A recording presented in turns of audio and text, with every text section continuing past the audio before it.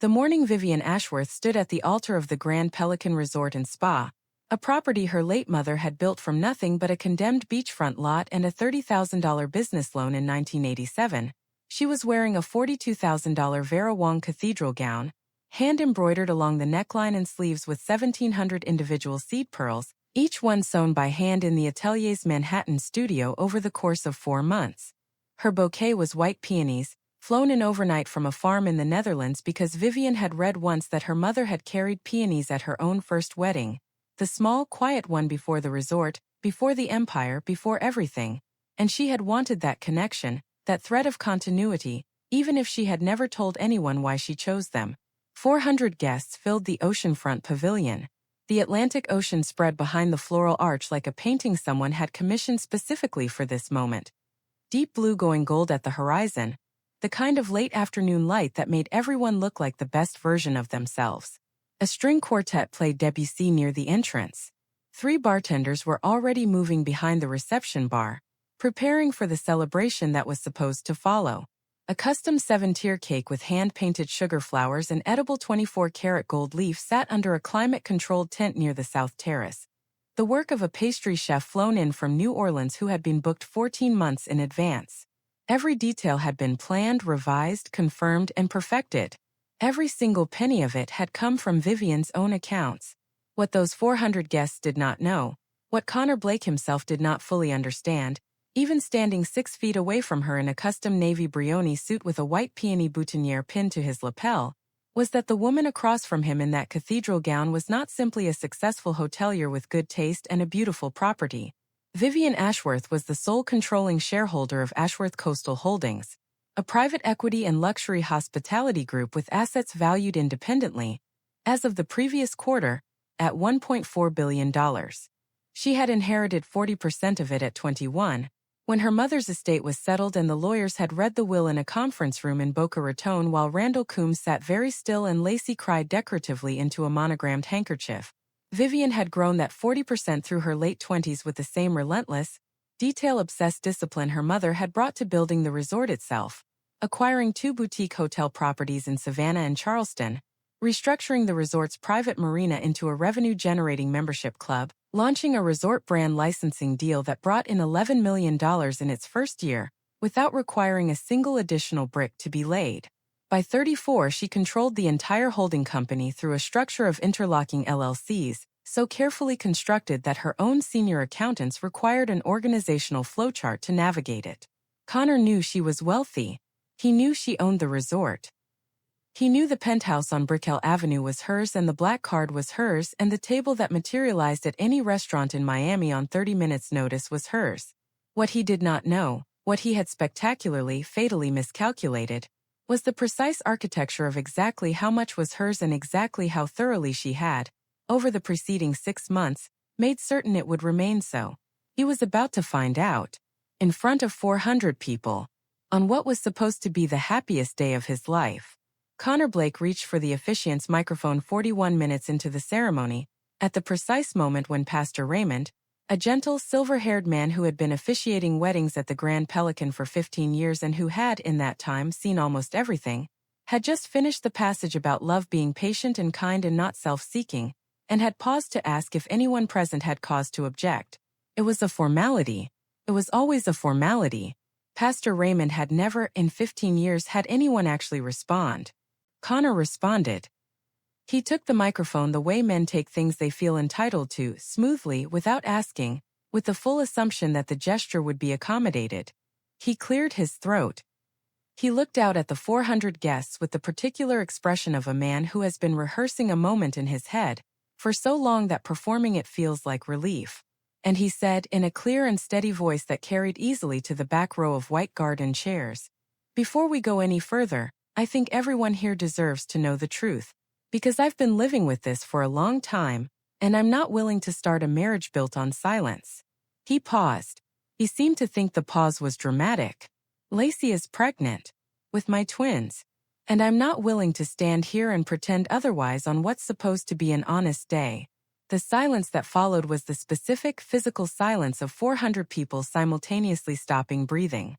Lacey, Vivian's stepsister, 26 years old, Seated in the third row in a blush pink silk slip dress, not a bridesmaid dress, she had declined to be a bridesmaid, had said sweetly that she didn't want to take attention away from Viv's vision, with her dark hair loose around her shoulders and her hand rising slowly to her mouth in an expression of what was performing as shocked anguish but was, to anyone paying close enough attention, extremely well rehearsed.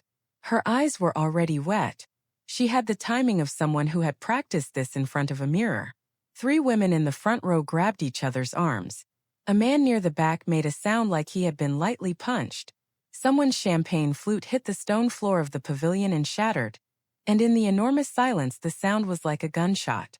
And Vivian Ashworth, who had spent the last 6 months preparing for precisely this moment with the same methodical, unsparing attention to detail she brought to every acquisition, every contract, every negotiation that mattered, Vivian stood at that altar and did not cry, did not tremble, did not drop her white peonies or let her jaw loosen or allow even the smallest fracture to appear in the surface of her composure.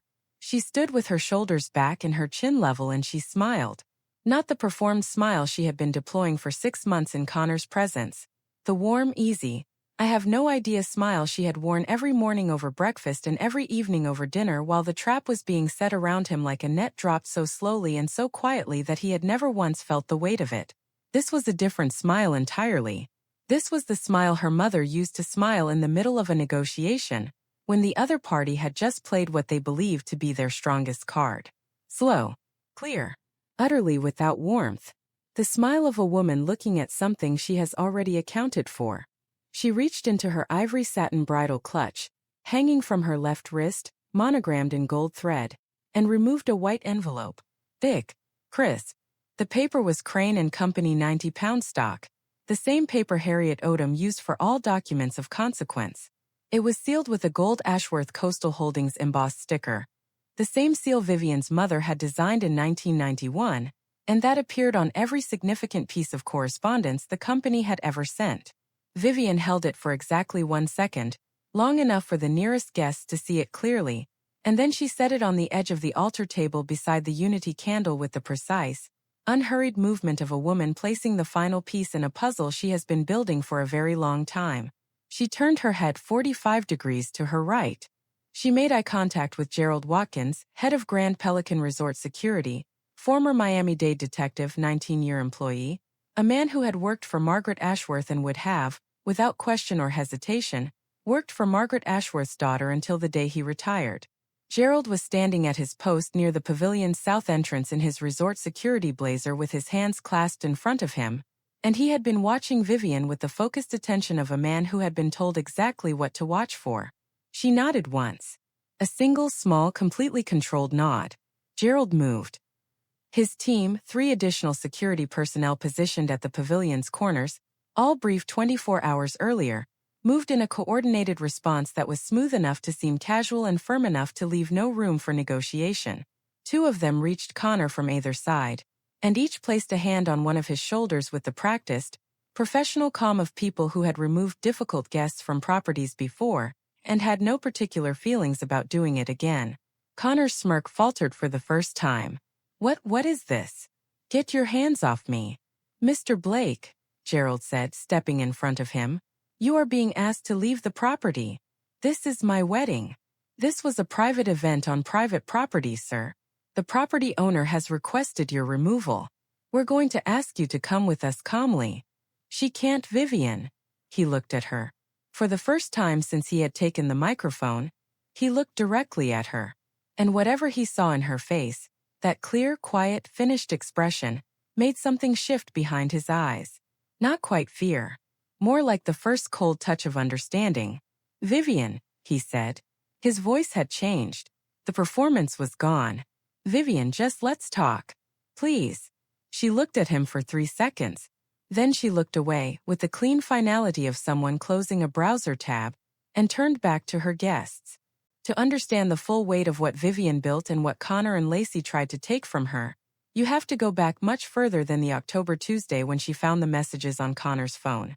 You have to go back 23 years to a hospital corridor in Boca Raton that smelled of antiseptic and recycled air, where a 23-year-old woman sat in a plastic chair with a paper cup of cold coffee and listened to a doctor use the careful, practiced language doctors use when they are telling you that someone you love is running out of time.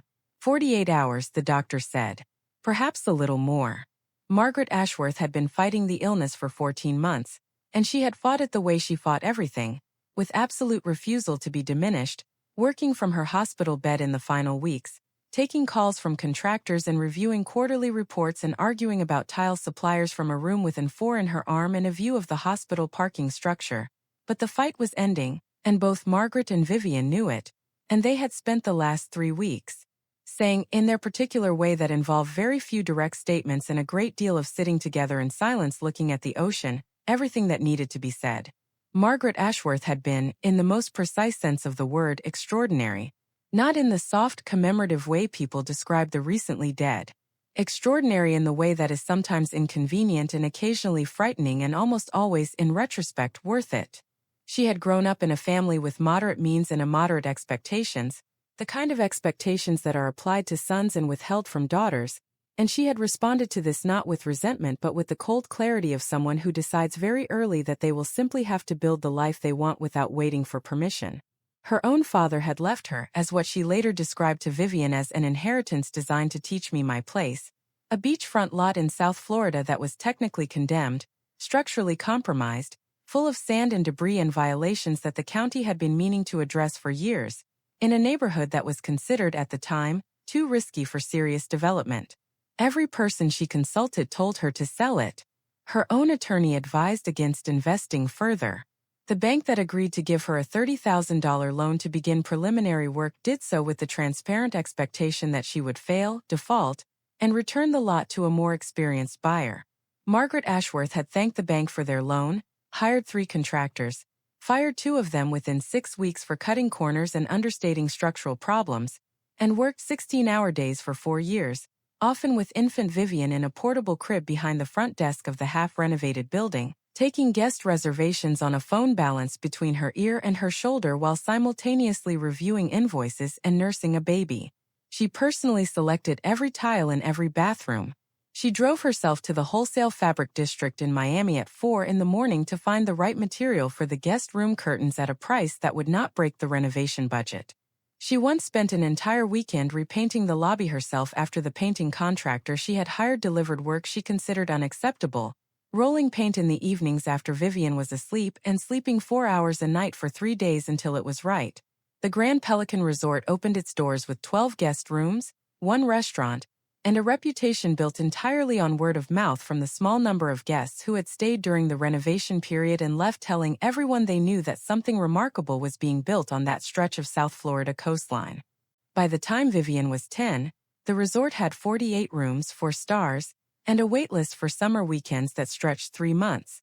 By the time Vivian was 18, it had 112 rooms, 5 stars, 2 restaurants, one of which had received a James Beard nomination for its chef's work with Gulf seafood, a private marina with 30 slips, a spa, and a reputation among the East Coast's wealthiest families as the resort where you were treated like a person rather than a transaction. Margaret had done all of it without investors, without a business partner, without a husband after Vivian's father had left when Vivian was 2, without any safety net except the refusal to fail. She had built it from a condemned lot and a $30,000 loan, and the absolute unassailable certainty that she knew what she was doing even when no one else believed it. Vivian had grown up inside all of this. She had done homework at the front desk. She had learned to read balance sheets at 13 because her mother believed that understanding where money came from and where it went was as basic and essential as reading. She had spent her teenage summers working every department in the resort: housekeeping, kitchen prep, guest services, the marina, because Margaret had told her that you could not run something you did not understand from the inside. She had gone to the University of Miami for business and come back to the resort at 22 as her mother's operational partner, and by the time Margaret was diagnosed, Vivian was already effectively running the day-to-day while Margaret focused on the larger strategic decisions and the relationships she had spent 30 years building with the guests, vendors, and community leaders who formed the ecosystem around the Grand Pelican. The diagnosis had changed things quickly. Margaret had told Vivian on a Sunday morning on the resort's private terrace, with black coffee and the ocean ahead of them, In the same matter-of-fact tone she used to deliver any significant piece of operational information. She had a treatment plan. She had already retained a specialist in Miami. She was not interested in being treated as though she were fragile, and she expected Vivian to continue bringing real problems to her rather than filtering them through sympathy. Then she had been quiet for a moment, looking at the water, and she had said, "The resort is yours. It has always been meant to be yours. Make sure the paperwork reflects that before anything happens. Don't leave room for anyone to argue about it afterward." Vivian had made sure. She had spent 8 months working with the estate attorneys while simultaneously managing the resort and sitting with her mother every evening and sometimes sleeping in the chair beside her hospital bed in the final weeks. And when Margaret died, when the 48 hours became 36, became 12, became a nurse's quiet hand on Vivian's shoulder at 3 in the morning, everything was in order. Every document was signed. Every transfer was recorded. Margaret Ashworth had left the resort, the holdings, the investment accounts, and the majority of the estate to Vivian with the clean, unambiguous certainty of a woman who had spent her entire life making sure her intentions were documented and defensible. What Margaret had also left, in the final 2 years of her life, was Randall Coombs. Randall was Margaret's second husband, married quietly in a civil ceremony 18 months before the diagnosis, which some people thought explained the haste and which Vivian simply chose not to think about too carefully. He was pleasant. He was harmless in the particular way of men who have never had to fight for anything and therefore never developed the specific dangerous edges that fighting produces. He had a good golf handicap and a warm handshake, and he genuinely seemed to make Margaret's evenings less lonely, which was, Vivian had decided, enough to ask of him. He had opinions about the resort's operational efficiency, opinions delivered over dinners with the easy confidence of a man who had sold commercial real estate for 20 years and therefore believed he understood the hospitality business. And Vivian had learned to listen to them politely and then continue doing exactly what she had been planning to do, which was almost always the correct decision. What Randall had brought with him, packed between his golf clubs and his collection of business anecdotes, was his younger daughter Lacey. Lacey Coombs, 26 at the time of the wedding. 8 years younger than Vivian. She had arrived in Vivian's life at 17 with the particular energy of a person who is always, on some level, performing. Not obviously. Not clumsily. Lacey was good at it, genuinely good, the way natural performers are good, in a way that made you feel slightly crazy when you tried to articulate what exactly was wrong. She was warm in public. She was helpful in the specific ways that get noticed. She called Vivian Big Sis at family dinners and hugged her at arrivals and said things like, "I just want us to be real sisters," with an earnestness that was technically indistinguishable from sincerity. She also borrowed Vivian's clothes without asking and returned them with stains. She also positioned herself in photographs with Margaret in a way that suggested a closeness she had been working on for 18 months. She also, at the reading of Margaret's will, cried in a way that filled the room and then, 3 weeks later, came to Vivian's office at the resort with carefully glistening eyes and said, "I want you to know I don't care about the money. I care about family. I care about you, Viv. That's all that matters to me." Vivian had looked at her younger stepsister across the desk that had been her mother's desk, in the office with the floor-to-ceiling windows overlooking the marina that her mother had designed herself, and she had said, "I know, Lacey," and had meant nothing by it whatsoever. And she had gone home that evening and changed every password associated with every account, every system, and every property under the Ashworth name, because she was her mother's daughter and her mother had not built a billion-dollar company by being careless about who she allowed near the things that mattered. Connor Blake had entered Vivian's life 4 years after her mother's death, in the way that certain people enter your life when your defenses are not down exactly but are perhaps oriented in the wrong direction. Watching for the obvious threats, missing the patient one.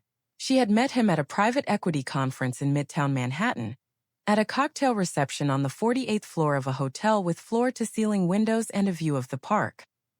He was standing near the bar looking at his phone with the expression of someone who had already decided the event was not worth his full attention, which Vivian found more interesting than the people who were aggressively networking around them. He was tall, square-jawed in a reliable way, wearing a watch that was expensive without announcing itself. He worked in commercial real estate development, mid-level, solid, not exceptional. He was funny in conversation with the timing of someone who was actually listening rather than waiting for his turn to speak. He asked her questions about the resort and then asked follow-up questions to her answers, which was rarer than it should have been. On their fourth date, pasta in a small West Village restaurant with no reservation system and exposed brick walls and candles in wine bottles, the kind of place that confident people choose because they don't need to impress anyone.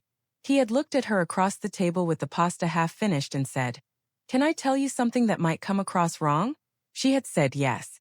He had said, "You are the most quietly formidable person I have ever sat across from, and I think you spend an enormous amount of energy managing other people's comfort with that, and I think it costs you something. I don't need you to manage that for me."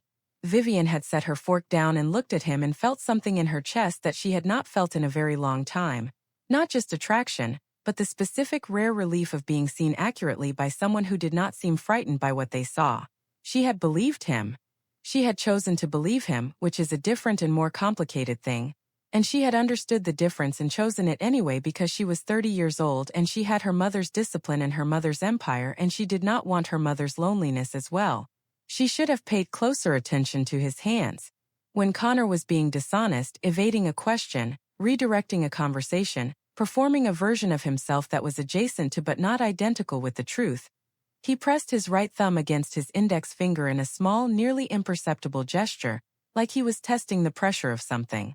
She had noticed it twice in the first year and attributed it to a nervous habit. She had noticed it 6 more times in the second year and filed it away with the careful, involuntary precision of a mind that catalogued everything. She had noticed it 11 times in the 8 months of their engagement and had each time made a choice, not to ignore it exactly, but to defer the accounting, to keep it in a ledger she was not yet ready to open. She stopped deferring on a Tuesday in October, 8 months before the wedding, when she came home early from a site visit in Charleston, a potential acquisition property, a boutique hotel with good bones and a problematic balance sheet, to the penthouse on Brickell Avenue that was, like everything else, entirely in her name. She landed at Miami International at 4:15 in the afternoon. She took a car home. She came in through the front door with her carry-on and her laptop bag and found the penthouse quiet, Connor's shoes near the door, the shower running in the master bathroom. Her phone was at 4% battery. She set her bags on the kitchen counter and reached for Connor's phone, which was lying there unlocked, to call her assistant about rescheduling a 6 o'clock call. She saw Lacey's name. She saw the thread. She saw the most recent message sent 43 minutes earlier which read, "She cannot find out until after the wedding. Once you are legally her spouse, the financial exposure changes completely. The lawyers confirmed it.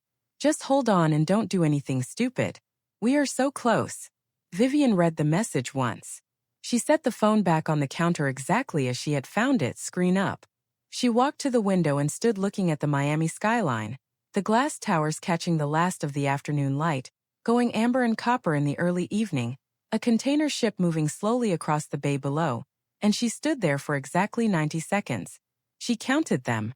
She was very still. Her face was very still. Anyone watching would have thought she was simply tired after the trip. Then she picked up her laptop bag, went to the dining room table, sat down and called Harriet Odom. Harriet picked up on the second ring. She always picked up on the second ring for Vivian. "Tell me," she said, because they had worked together for 6 years and she understood that when Vivian called in the late afternoon without a scheduled reason, something had shifted. "I need to understand my full exposure if a spouse were to make claims against Ashworth Coastal Holdings," Vivian said. Her voice was level, completely, entirely level. "And I need to know exactly what restructuring would be required to make those claims legally untenable before a wedding takes place." A pause of perhaps 4 seconds. "How long do we have?" 8 months. June 15th. "And are we still having a wedding in June?" Vivian considered this for 3 seconds. Outside the window, the container ship had completed its slow crossing of the bay. "Yes," she said. "We are." Harriet Odom understood immediately, as the best attorneys always do, that this was not a woman calling to cancel her plans. This was a woman calling to fortify them. "I'll clear tomorrow morning," she said. "Can you be in New York by 10? "I'll be there by 9, Vivian said. She ended the call. She sat at the dining room table for another moment, very still, her laptop open in front of her but not looked at. Then she heard the shower turn off. She heard Connor moving around in the bedroom. She closed her laptop, stood, walked to the kitchen, and began making dinner. When Connor came in 20 minutes later, freshly showered and easy smiling and smelling of the sandalwood soap she had bought for him at a small shop in Charleston the previous spring, she handed him a glass of wine and asked about his day with the warm, interested, completely transparent attention of a woman who had no idea that anything was wrong. She was extraordinary at it. What followed over the next 6 months was the most precise and demanding performance of Vivian Ashworth's professional life, which was saying something, because her professional life had included negotiating the purchase of a distressed property in Savannah, while simultaneously managing a catastrophic plumbing failure at the Grand Pelican during peak season, without letting either party know the other was happening. She went to New York the next morning and sat with Harriet for 4 hours. She retained Douglas Park, a forensic accountant with a background in IRS fraud investigation, who had the energy of a man who found financial dishonesty personally offensive, and the skill of one who had spent 20 years proving it in court. She hired Simone Torres, a Fort Lauderdale-based private investigator and former federal agent, compact and methodical and entirely without sentiment about her work, who came recommended by Harriet with the specific endorsement of, "She doesn't miss things."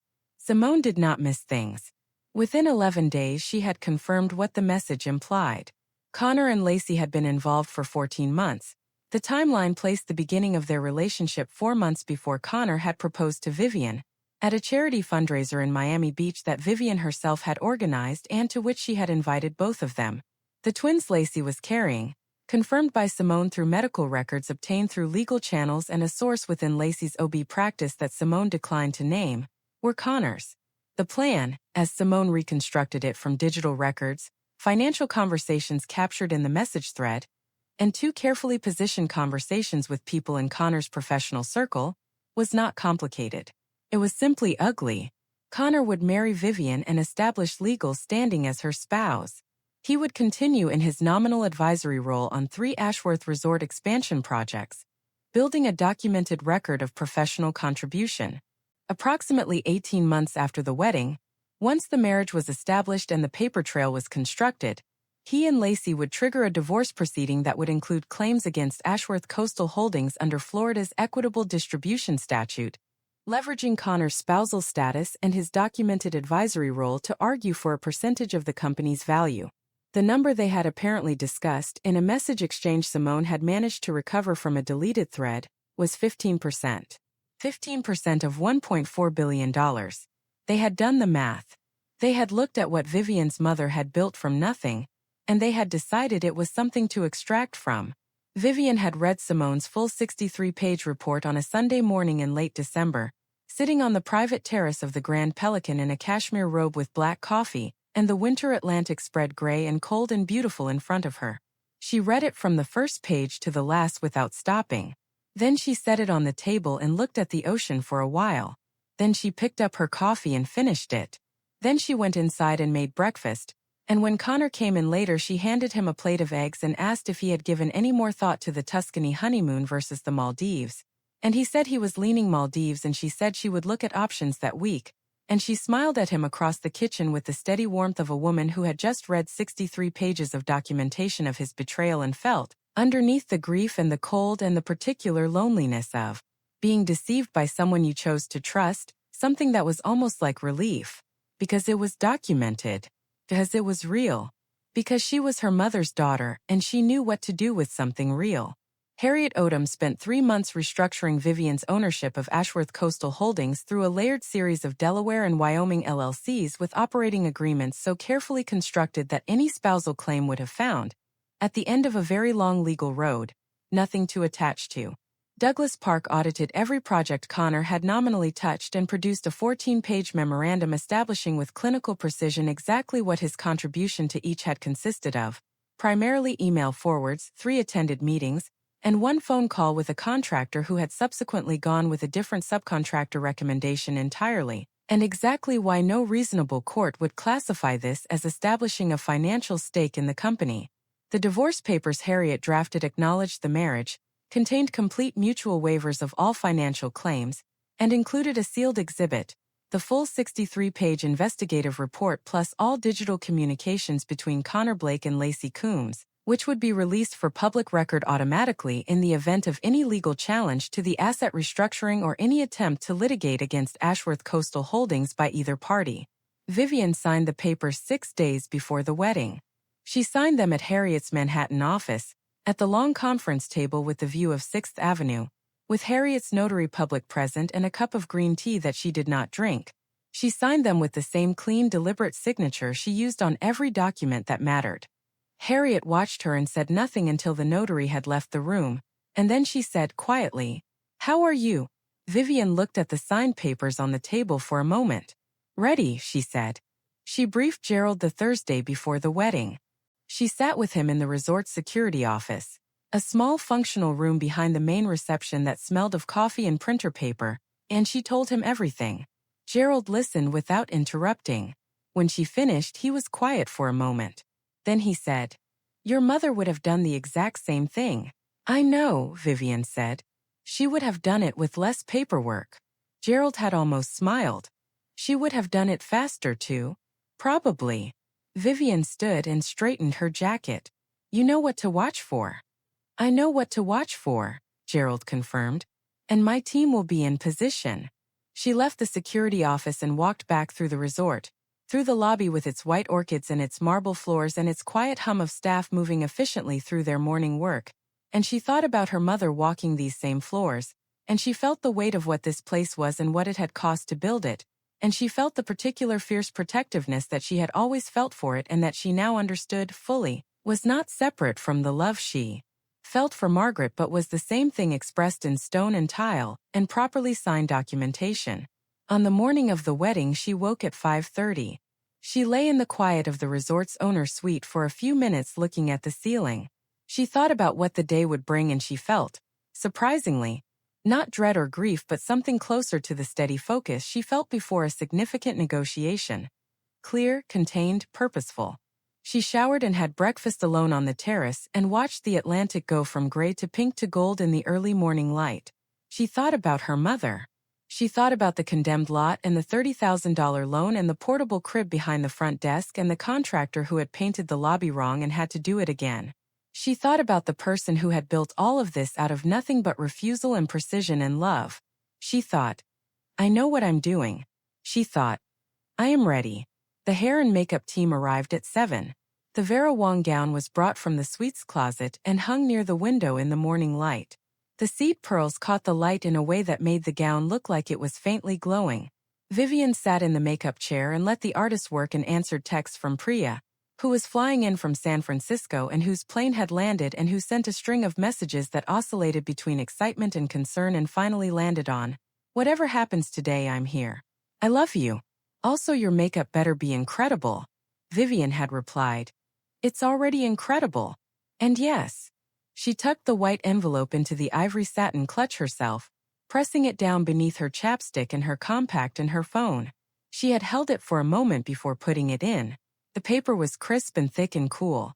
Everything in order. Everything accounted for. She put it in the clutch and fastened the clasp and looked at herself in the full-length mirror in her Vera Wang gown with her white peonies in her hand, and she looked, by every measure, exactly like a bride on her wedding day. She looked like a woman walking toward something. Which was true. It was simply that the thing she was walking toward was not what Connor Blake thought it was. The ceremony pavilion was ready. The guests arrived. The string quartet played. The champagne towers caught the afternoon light. And Connor Blake walked to that altar in his custom Brioni suit and his peony boutonniere looking like a man who had won something, which was the last time in his life he would feel that way about anything connected to Vivian Ashworth or her family's money. When Gerald's team had finished escorting both Connor and Lacey from the resort property, when the applause of 400 people had risen and crashed and finally settled back into the stunned, electric atmosphere of a crowd that has just witnessed something historic, Vivian had spent a moment at the altar looking out at the ocean through the white rose arch. The evening light was doing the thing it always did at this hour over the Atlantic, going deep gold at the horizon, the water going from blue to green to almost copper near the shore. She had looked at it the way her mother used to look at it, with the specific ownership of someone whose relationship with a piece of the world goes beyond the legal and into something older and more fundamental. Then she had turned to her guests and she had smiled the real smile, Not the controlled one, not the performance, but the one that came from somewhere unguarded. And she had said, "Let's eat." The party that followed lasted 6 hours. The kitchen sent every course. The bar stayed open 4 hours past the contracted closing time, which Vivian authorized personally in a brief conversation with the head bartender at around 9 o'clock when it became clear that no one was leaving and the energy in the room showed no signs of diminishing. A jazz trio that had been booked for the cocktail hour played until midnight on the lower terrace. Priya arrived mid-party in a yellow dress, still carrying her carry-on bag, and walked directly to Vivian and hugged her for a long time without saying anything, which was the most articulate thing anyone did all evening. Gerald danced exactly once under visible protest, dragged to the floor by 2 of the kitchen managers, and managed approximately 45 seconds of movement before returning to his post with the dignity of a man who had fulfilled a social obligation and expected it to be recognized as such. One of the resort's long-standing guests, a woman named Eleanor Hartley who had been coming to the Grand Pelican every August for 22 years and who had known Margaret personally, found Vivian near the bar around 10 o'clock and held both her hands and said, "Your mother is somewhere absolutely delighted right now." Vivian had squeezed her hands and said, "I think she would have had thoughts about my execution of the exit, actually." Eleanor had laughed so hard she had to set down her champagne. Connor opened the envelope in the parking lot. Gerald had driven him to the front entrance in the security golf cart and waited while he stood on the sidewalk outside the Grand Pelican's lit entrance in his Brioni suit, looking at the building with the expression of a man understanding for the first time that the floor he had been standing on belonged to someone else. He had opened the envelope because there was nothing else to do. He had read the cover letter from Harriet Odom, 2 pages, precise and thorough and written in the specific language of someone who wants there to be no ambiguity about what the document means and what the consequences of any alternative course of action will be. He had read the first page of the divorce agreement. He had called Lacey, who answered on the first ring from her rental car 2 blocks away, and said, "We need a lawyer." He had not fully processed yet that the lawyer would cost him money he was going to need, because the Brickell penthouse was going back and the project referrals were going to stop and the commercial real estate world in South Florida was smaller and more interconnected than he had adequately appreciated when he had been planning all of this from inside Vivian's life. 3 separate attorneys reviewed the asset restructuring documentation that Harriet Odom had assembled and advised Connor, with varying degrees of patience, to accept the divorce terms and move forward. The 4th attorney he found, a litigator in Coral Gables who had a reputation for aggressive family law cases, and who accepted a substantial retainer before reviewing the full documentation, filed a challenge in December. The challenge was withdrawn 7 months later, at the recommendation of the same attorney, after a case evaluation that concluded the sealed 63-page exhibit represented a liability that outweighed any potential recovery. Connor paid the retainer. He paid the legal fees. He moved out of the Brickell penthouse and into a 2-bedroom rental in Doral. He was not destitute. He was simply thoroughly returned to the life he had actually earned, which was a fine life, a decent life, a life that would have been entirely adequate if he had not spent 2 years looking across the table at something that belonged to Vivian Ashworth and deciding it should belong to him. The development firm partnership he had been moving toward never materialized. The referrals that had come quietly through Vivian's network, introductions that had happened at dinners and industry events in ways that felt organic but were in fact the product of being adjacent to a woman with a 34-year relationship with everyone who mattered in South Florida real estate, stopped. Projects dried up in the specific gradual way that projects dry up when word moves through an industry that a person's judgment cannot be trusted. He was not blacklisted. Nothing so formal. The world simply contracted around him back to its natural size. Lacey moved back to Sarasota. She had the twins, 2 boys, born the following March, healthy and entirely innocent of everything their parents had arranged. And she had Randall's small house and a part-time property management job and a significantly reduced Instagram presence. She had written to Vivian twice, once by email in the weeks after the wedding and once, 3 months later, in a handwritten letter that Vivian's assistant had delivered to her desk unopened. Vivian had read the letter once, standing at the window of the executive office overlooking the marina. It was long. It oscillated, as Lacey's communications always did, between apology and self-justification, between "I'm so sorry," and "you have to understand the position I was in," between genuine seeming remorse and the persistent implication that the situation was more complicated than Vivian was giving it credit for. Vivian had read it to the end. She had set it on the desk. She had asked her assistant to file it. She had not responded and did not intend to, not out of cruelty but out of the simple recognition that there was nothing to say. No version of the conversation that would give either of them anything real, no apology sufficient to the thing that had been done, no explanation complex enough to justify it. What Vivian had instead, what she woke up to every morning and what she walked through every evening at the end of a long day, and what she felt in a particular way on the anniversary of her mother's death when she sat on the terrace with black coffee and the Atlantic ahead of her, was the resort. The marina humming below. The staff moving through the lobby with the efficiency of people who have been well-trained and well-treated, and who take genuine pride in what they do. The smell of the restaurants in the evening. The sound of guests on the lower terrace laughing relaxed, far from their ordinary lives. The light on the water at every hour. The specific light that her mother had fallen in love with when she first stood on a condemned lot in South Florida and looked at the ocean and thought, "Here. This is where I build it." She had the Gulf Coast project, a second resort, different from the Grand Pelican in scale and character but sharing its DNA, already under construction on a site she had acquired 2 years earlier and whose architects she had been working with for 14 months. She had the marine biology partnership with the Institute in Miami, a conservation initiative focused on coral reef restoration along the Florida coast that had gotten 2 pages in a national magazine, and a call from a senator's environmental committee. She had the Margaret Ashworth Foundation, incorporated 6 months after the wedding that had not been a wedding, which made grants to women-owned hospitality businesses, specifically targeting the gap in capital access that had made her mother's first years so brutally difficult, the gap that women built remarkable things despite rather than with the support of the systems around them. The foundation had made 11 grants in its first year. She had read each application herself. She had Harriet, who texted dry legal jokes on Friday afternoons and who had, at the conclusion of the legal challenge, sent Vivian a single-line message that read, "As predicted. Onwards." She had Priya, who called every Sunday from San Francisco without fail, and who had a standing invitation to the owner suite at the Grand Pelican that she used at least 3 times a year.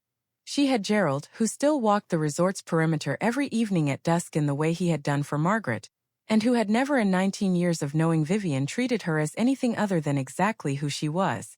She had the staff, people who had worked at this resort for a decade, 2 decades, who had known her mother, who had watched Vivian grow up behind the front desk and who treated the place with the specific pride of people who understand they are part of something built with genuine intention.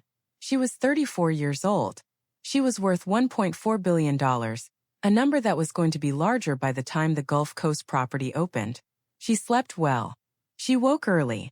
She worked with the focused, deliberate energy of a woman who understands that what she is doing matters and who has, in the process of the last year, shed the weight of performing a version of herself small enough to be comfortable for people who were never going to deserve her full self anyway. She was not angry. She had moved through grief, real grief, because she had genuinely loved the man she had believed Connor to be, and that love had been real even if its object had not, and out the other side into something that was not exactly peace but was adjacent to it. Cleaner. Clearer. More like herself than she had felt in years. On the 1-year anniversary of the wedding that had not been a wedding, she sat on the private terrace in the early morning with black coffee and the Atlantic ahead of her, and she thought about her mother with the specific quality of thought that is not grief exactly but is its close neighbor, the feeling of someone still present in the texture of everything around you, in the particular way a place is built and the particular way things are done in it. She thought about the condemned lot and the $30,000 loan and the 2-year-old baby in the portable crib behind the front desk and every contractor who had told Margaret it couldn't be done and every bank that had expected her to fail and every person who had underestimated what a woman building something alone was capable of when she had decided, completely and finally, that she was not going to stop. She thought, "I am exactly where I am supposed to be." She thought. She would have handled the paperwork differently but the outcome would have been the same. She smiled. She finished her coffee. Below her the resort was beginning its morning, the kitchen staff arriving, the grounds crew moving through the gardens, the first guests appearing on the lower terrace with their own coffee and their newspapers and their faces turned toward the water. The Atlantic went on in front of her, ancient and enormous and indifferent to everything except its own tidal business, glittering in the early light with the specific extravagant generosity of something that has never belonged to anyone and never will. She picked up her phone. 3 meetings before noon. The Gulf Coast architects at 2. Dinner with Priya at the main restaurant. The table with the best water view. Already confirmed, already set. She went inside. The resort breathed around her, steady and alive. Built from a condemned lot and a woman's refusal to be told what she could not do. Built for her as it turned out. Built in every stone and tile and carefully selected thread count for exactly this.